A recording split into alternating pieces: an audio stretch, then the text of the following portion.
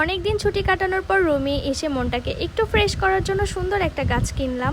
এই lipstick plant থেকে শুরু করে শাপলা ফুল আর যাবতীয় এই সব গাছগুলো আমরা কই পেয়ে যাব সেই নিয়েই থাকবে আমার আজকের এই ভিডিও। হ্যালো এভরিওয়ান, আসসালামু আলাইকুম, সবাইকে ওয়েলকাম করছি আমার নতুন একটা ভিডিওতে। আই হোপ সবাই অনেক বেশি ভালো আছেন। সেদিন ক্লাস শেষ করে আমি চলে গিয়েছিলাম ক্যাম্পাসের একটু পাশেই বিনোদপুরে একটা সুন্দর নার্সারিতে। আর এই নার্সারিতে কি কি পাওয়া যায় সেটাই দেখাবো আমি আমার আজকের এই ভিডিওতে।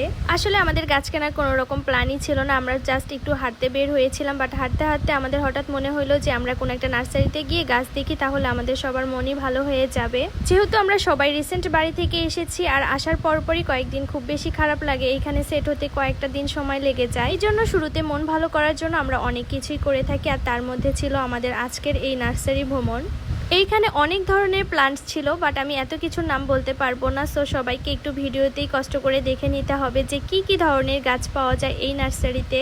এই পাশে অনেক বড় একটা বম্বে মরিচের গাছ ছিল, আর এই ফ্লাওয়ার প্লান্টটা আমার অনেক বেশি ভালো লেগেছে। বিনোদপুর ক্যাম্পাসের পাশে এই বড় নার্সারিটাতে হরেক রকমের প্লান্ট পাওয়া যায়, আমরা চাইলে ইচ্ছে মতো যে কোনো প্লান্ট কিনে নিয়ে যেতে পারবো। পুরো নার্সারিটা ঘোরার পর আমার চোখ পড়ে যায় এই প্লান্টটার দিকে, আর এটা আমি রেখে একদমই আসতে পারিনি। এটা আমার এত বেশি পছন্দ হয়ে যায় যে আমি এটা না কিনে থাকতে পারিনি। অবশেষে এটা আমি আমার রুমে নিয়ে চলে আসি।